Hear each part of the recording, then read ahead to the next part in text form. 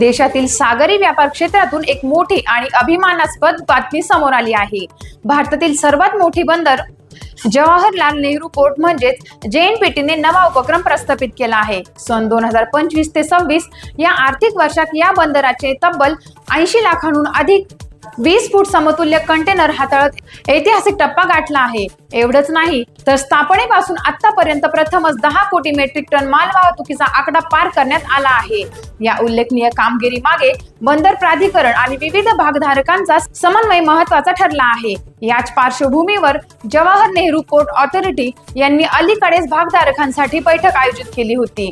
या बैठकीमुळे भारताच्या आंतरराष्ट्रीय व्यापाराला मोठी चालना मिळणार असून लॉजिस्टिक आणि निर्यात क्षेत्र अधिक मजबूत होण्याची अपेक्षा व्यक्त केली जात आहे। JNPTच्या या यशामुळे भारतातील जागतिक व्यापारातील भूमिका आणखी भक्कम होत असल्याचं हे चित्र स्पष्ट होत आहे।